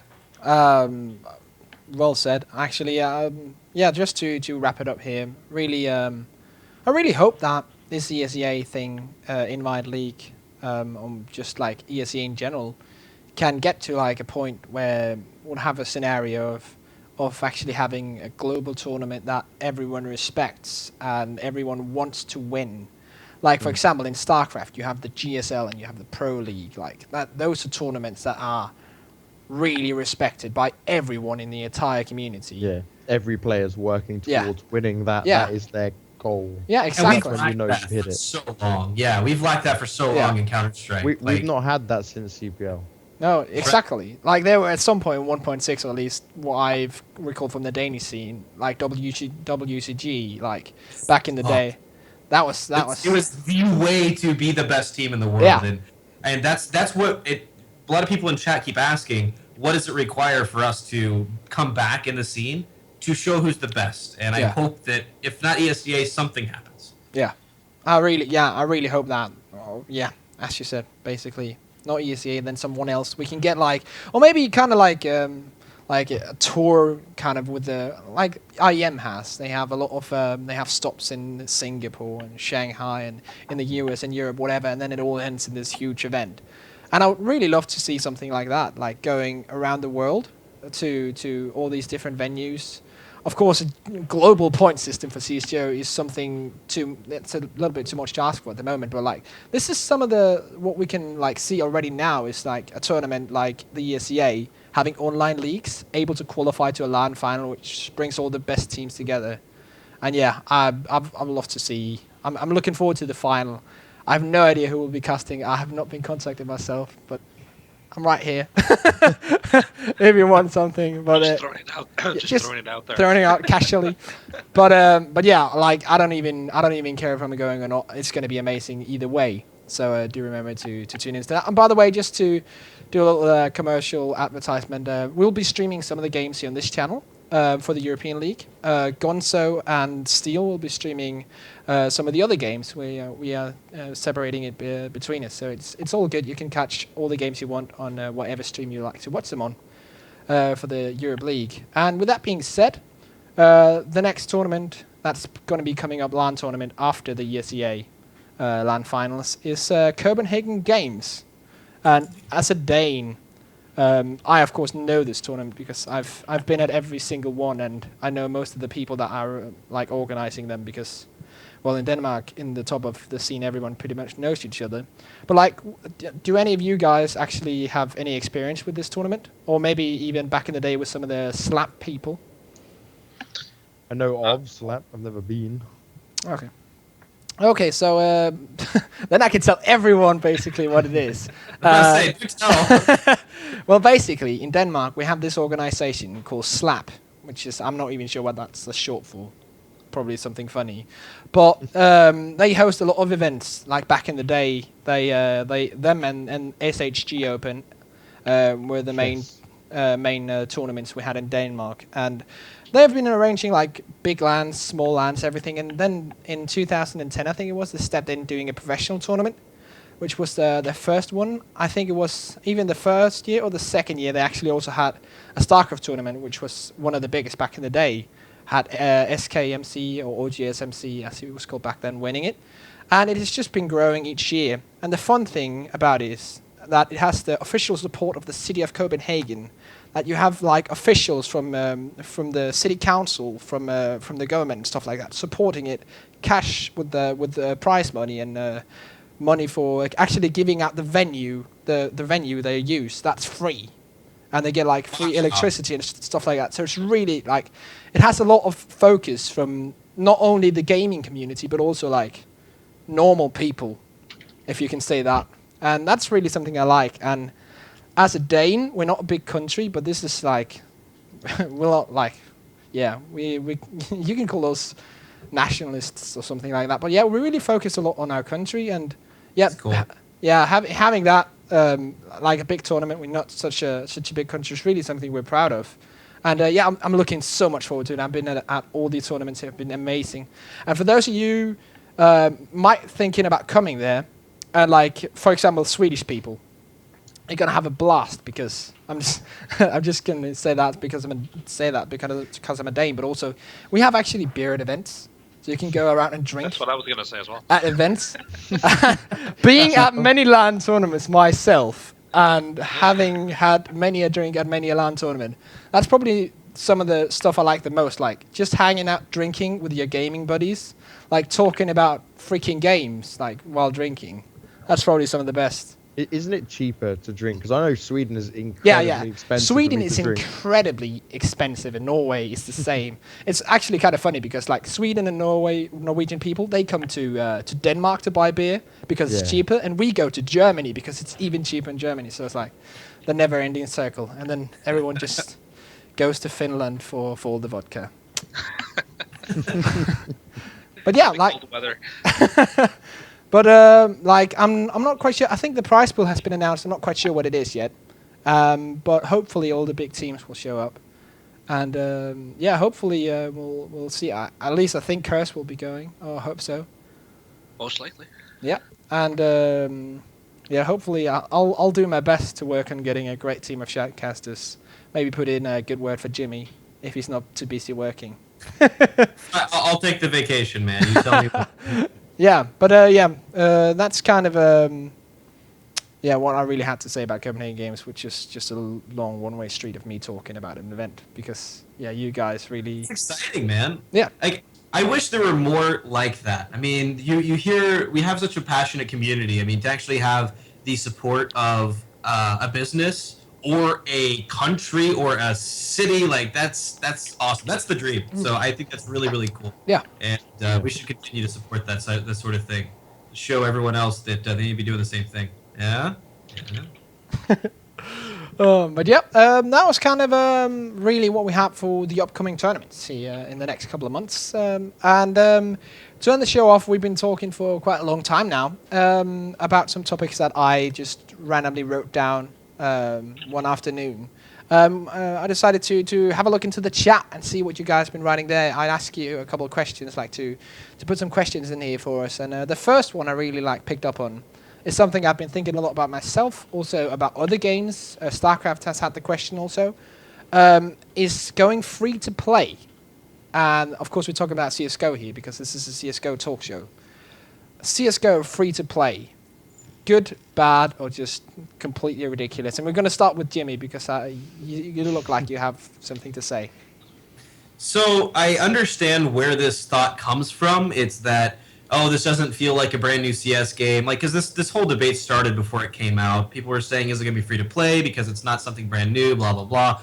I understand where it's coming from, but for Valve as a company, for them to continue supporting this game, don't beg for that because they drop support if that happens. A game like Team Fortress 2 does really, really well because it has hats, as actually Natu was talking about during the yeah, we actually thought he said hacks. We should sell hacks, and then we can have hacking servers. That's not what he said. Yeah, so there's not too much that you can sell in a game like Counter-Strike because it really people need to look the same. People want to hide, they want to stand out. You can't sell weapons, that's imbalanced. So there's not a business model there that I can really think of, unless you're going to charge a monthly subscription and then it's not free to play. So yeah, that's my 2 cents. I can't see it working for CS:GO. In any way, like looking at it as a competitive game, CS:GO or a CS in any way cannot run off of a free-to-play model. It's just never been like that. Yeah. Natu, any thoughts? Yeah, I mean, like we talked during the break, it would probably explode the hacking. Yeah. I mean, there'd be so much hacking going on. So, yeah, I don't think it has any room for that. It wouldn't work. I completely agree. And actually, a funny story, or not actually funny, but during what was it, the Christmas sales on Steam, CSGO was reduced in price a lot of times. And every time there's been a price reduction, immediately the most upvoted thread on the Global Offensive Reddit was that there was a problem with hackers because a lot of new people bought the game, or a lot of people already with an account bought the game. And that's my primary concern basically, if it goes free to play. Because if just a reduced price can cause people to buy the game just to hack on servers, then what on earth would free to play do? That would be 10 times worse. Right. Let's see here. Already sick of hats, someone in chat says. Yeah, Santa hats. There was that update actually with this Christmas hats. And the game costs like $10 now. So I mean, Yeah. it's almost free to play. Yeah, Yeah, like it's not expensive compared to no. like Call of Duties and Right. stuff where you're Yeah. paying like here over in the UK you pay about 40-50 pound per game and it's coming out regularly. Like Yeah. to me, I don't think anyone who's willing to look at a new game and then they wouldn't be annoyed at paying like whatever it is, £15 or £10 here in the UK for CS:GO. Like it's a worthwhile investment and it is a good game. I wouldn't say to anyone, "Oh, don't buy it because Yeah. it's expensive." It's definitely worthwhile. Yeah, like I actually remember talking to some IRL friends about this. Like, buy the game, man. It's even though if you're not like a competitive player and know the series that well, just buy it. It's like, it's so incredibly cheap compared to the new Call of Duty shooter that comes out every freaking year, and you have to buy the new one. I personally know this. I own all of them, and it has, to be honest, it's such a waste of money compared to what you get in CS:GO. Like, it's so cheap. Value for money is Yeah. 100% worthwhile. Yeah.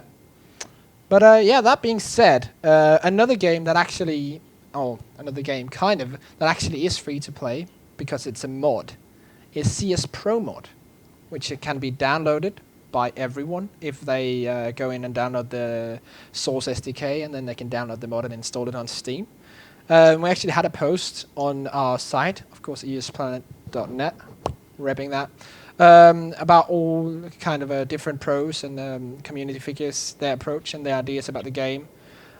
Was incredibly received an insane amount of hits in no time. So it really seems to be something that a lot of people are thinking about, and like what is this, and is it the future, or is it just like something we should look at and then say, oh, okay, that was it. What do you think about CS Pro Mod in general? We can start with Jimmy again.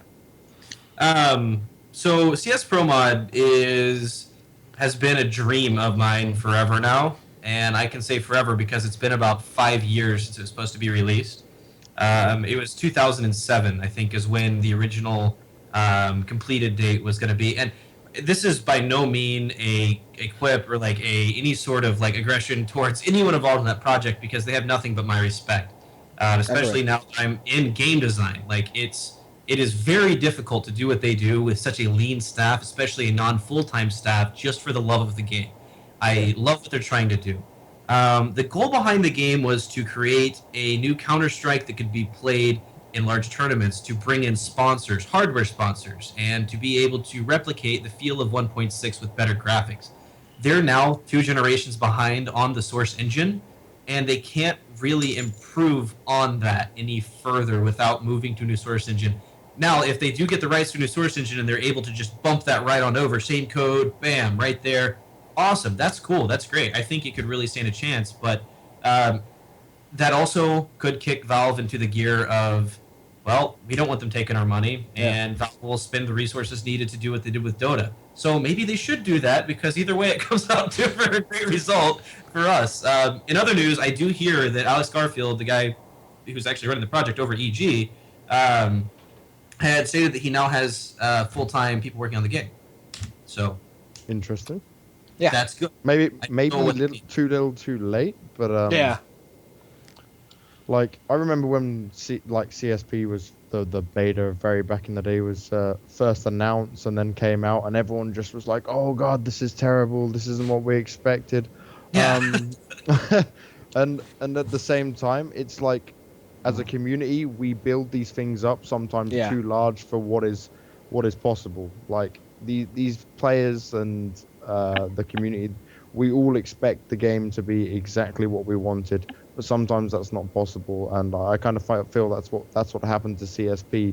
But it shouldn't be wrote off as a game. Like there's always a way. If people are willing and they're passionate enough to put the time in and build a game.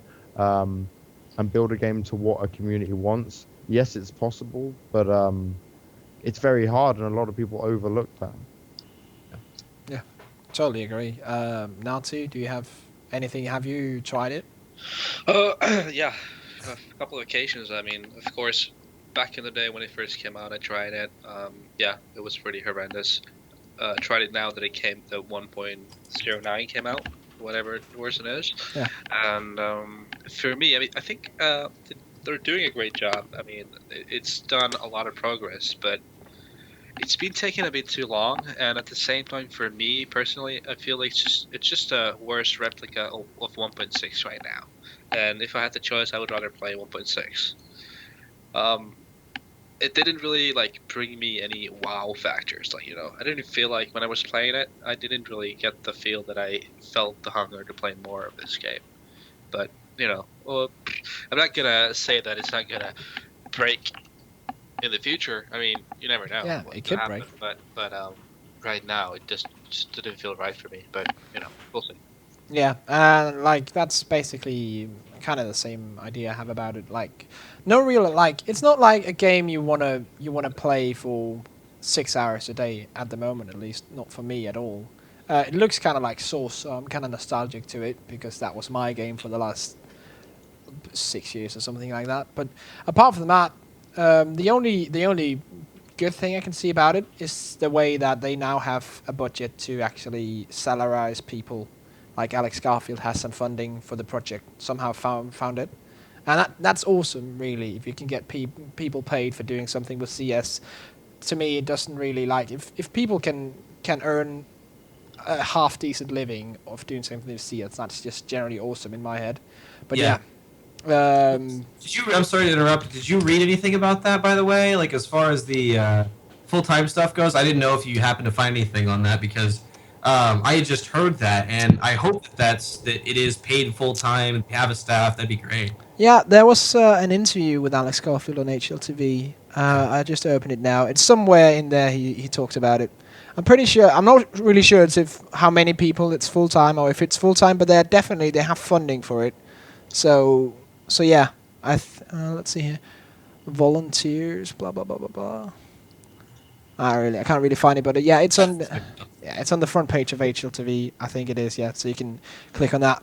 And with that being said, of course, go and read that. Also, if you want to read some other opinions from some other people, I think we have Khan and we have some great players. Also on ESPlanet.net, there's pros on CS Pro Mod. Go ahead and read that. That's really interesting as well. And making our way now to the last question of the day, which kind of brings a lot together that we have been talking about. We've been talking about ESEA, we've been talking about matchmaking, we've been talking about how the game has progressed, like with updates and with movements. And the question comes from actually a guy who runs events himself, Shonza, who's a leader of something called Adroids, an event company that does esports events. And he's asking what the game is missing. Like, is it big prize pots, tournaments, or maybe even, we talked about that earlier, well-run tournaments by actual agencies knowing like what they have to do to get a tournament to be good for both players and spectators. So what does CS:GO needs to become the leading like FPS esports and get not even on the same level, but close or kind of close to the level that StarCraft and League of Legends is? What does the game need? And it could be anything, like freaking penguins with hats on it could be a thing, but yeah, just like anything. If it was like a fantasy world and you can have whatever you wanted, what would CS:GO need to be the new game? It's kind of a deep question. Yeah. It's a very deep question. It is. Depends how deep you want to go. Yeah, I guess it does. I You mean, can always go deeper. it's always the basics of like, just is from an event standpoint, like what can an event runner do? I mean, treat your players with respect, understand where they're coming from, and take care of their issues. I know that sounds dumb and simple and really easy, but it seems like tournaments are ignoring that these days. But CSGO is a game. It needs better integration for spectators, still better than what it has now. Yeah. CSGO needs more consistent, good casters for events. That doesn't mean because they're cheap and they live locally that they're going to be worth your time. I'm tired of seeing some of these casters on stage that don't have someone with experience with them. Those are my two gripes. Yeah. Just to touch up on that caster thing, as a play-by-play caster myself, coming into this whole casting thing, I've done it for a year now. Just to anyone who has any idea or wants to to like have people casting, you have to get someone who has an actual clue on a pro level or former pro level on a stage, because like I can talk about myself and how good I am, but I have less clue than anyone else who has played on a pro level, and I will not be able to analyze pro play 100% correctly all the time. So you need to have an analytical caster. Like that's just, you have to have that. If not, then the quality of the cast will just go down, and you can have Red Eye times 20 and it'll still be subpar even though he's awesome. I just imagine like Red Eye with another play-by-play caster. You're right. Once again, love Red Eye, but like I just think that Corey and Red Eye on stage would be the funniest thing ever. Yeah, it actually Like, happened. That was I saw that at DreamHack. I mean, like the entire tournament, like because Corey knows the game, but not like super deep analytical as far as strats go, and then like Paul just loves to talk and like go on about things, and they both get so excited, but I'd be sitting there going like, wait, like what's actually going on if we just do that? But yeah, wow, that was just my 2 cents about casting. But yeah, James, what do you think? Where to start? This could go on for a while. Actually, let Natu go first and then come back to me. I would say would be the best idea on this, because I'm still pondering where to go with this. I would say just simply we need a bigger following. If we were living in a dream world, we would have 10 times the following we have now. Because that would kill a lot of the issues that we're having with right now. You know, you say price spots and stuff like that. You know, we wouldn't be having price spot issues if we had 10 times the following. And yeah, I think if it was a dream world, we would be having a lot of more followers in the FPS scene in general. Because I think FPS is, you know, is having issues. You know, as we've seen the past couple of years, FPS is not as popular as it used to be, which I find kind of awkward. Because myself, I don't really care about any other genre of game besides FPS. So, yeah, following. Yeah, totally agree on that. Like, if we had just a little part of what, for example, League of Legends has, if you look at the stats of players in that game, it's absolutely disgusting from an FPS lover's perspective, how many people play that game, and like how like broad it is. Everyone's playing it. It was like WoW back in the day when that came out, and everyone and his freaking mother was playing the game. And yeah, I would love to see Counter-Strike come back to that, because, well, basically that was what started esports, and it kind of hurts inside a little bit to see like other games taking over and Counter-Strike kind of being forgotten. Yeah, because personally it's my favorite game in esports. Yeah, and yeah, like if we can get like a combination of a good following, and then like Timmy talked about earlier, like spectating opportunities. Dota 2 is a place to look, at least for Valve, because that is something they have developed. I think what they've done with the Dota, I'm not a big fan of the Dota series at all, haven't played that much, not MOBA in general either, but what they have done with spectating in Dota is absolutely awesome, and what they're doing in the future with it is absolutely amazing. So if they could get some kind of that direction that they're going with Dota, with Counter-Strike, and then an amazing following and people thinking it's cool to play, then I would be basically in heaven. Yeah. Cool. Me to go now. Pressure's on, James. Say something clever. Oh, now you've made it really difficult. To me, I would always say community is always the biggest thing. Like everyone goes on about, oh, you need these $1 million prize pools and things like that. I don't necessarily agree with that, because esports started with events which had nothing towards it, and people would still show up. They didn't have these massive prize pools, and people would still want to play in it. Obviously, the community, they are the real reason behind esports and how things work. Community kind of, they push themselves. So you look at the pro players, and people aspire to be that. And it's the community that come up. You watch these golden boy players who come from nowhere, and they make something of themselves. So that's my main thing, I would say, is community is so important. Prize pool has a degree of that, but at the same time, you've got to have motivation and competition. Without the competition, you've got nothing. Where I know I'm so confused about this, because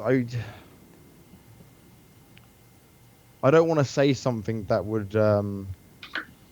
be stupid to the no, not stupid to what I'm saying, but stupid to how it really is. I'd obviously like to say something truthful, but yeah, I guess I'm gonna have to go with community being the number one over prize pool, because too many people sit there and focus themselves on, oh yeah, if we just throw money at it, it's gonna work, but that's never gonna be the way it's gonna be. Yeah.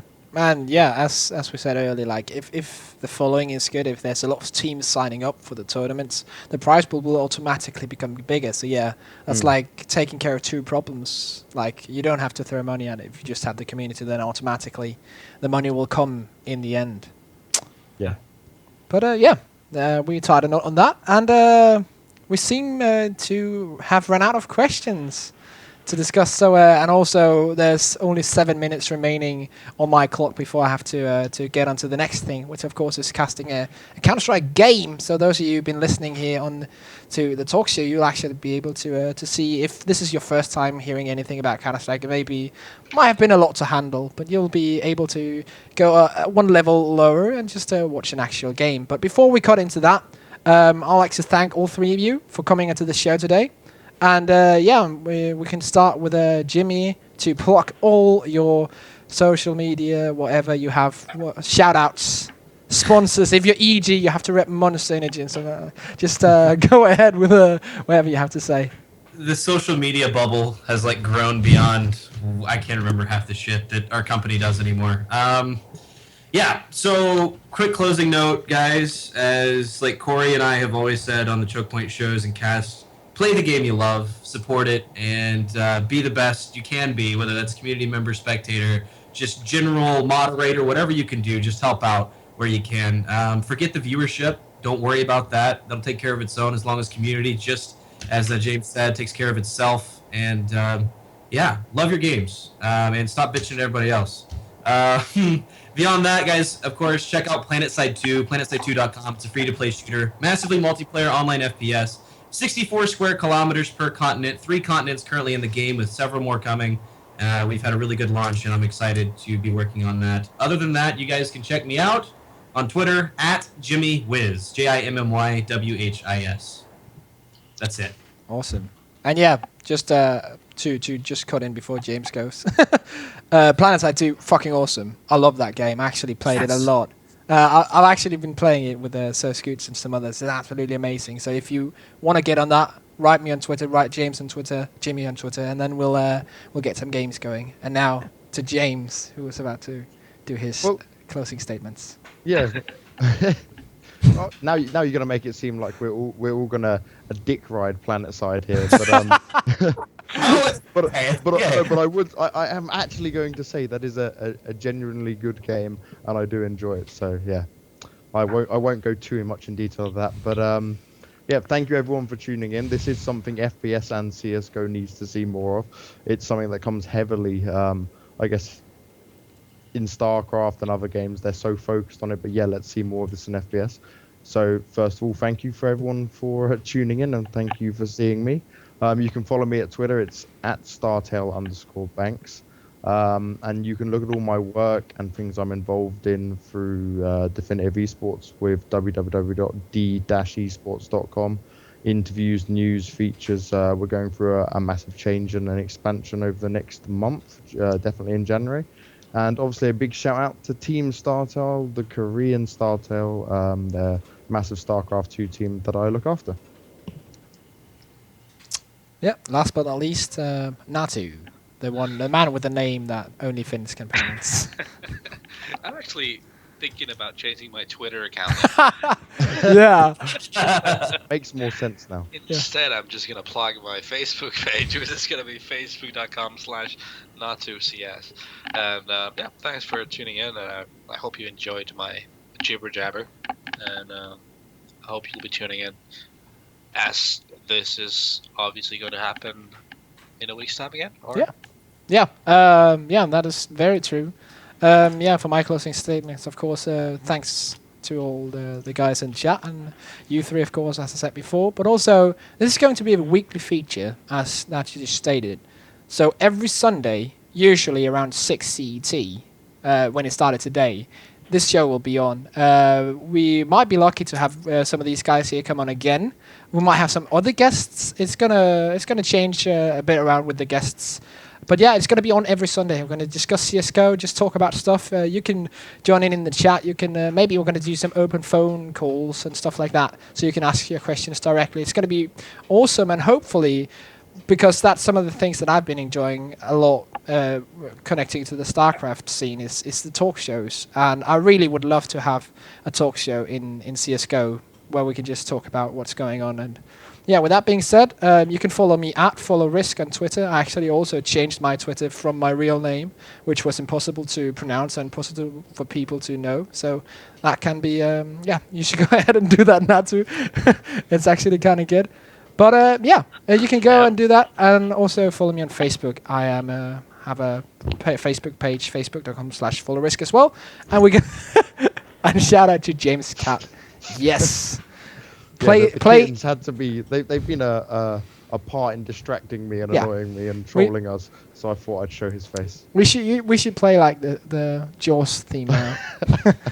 But yeah, we're going to take a short break here on the stream, and then we're going to be back with the ESL Major Series game between Imaginary Gaming and Faculty right here on ESPTV. Stay tuned, guys.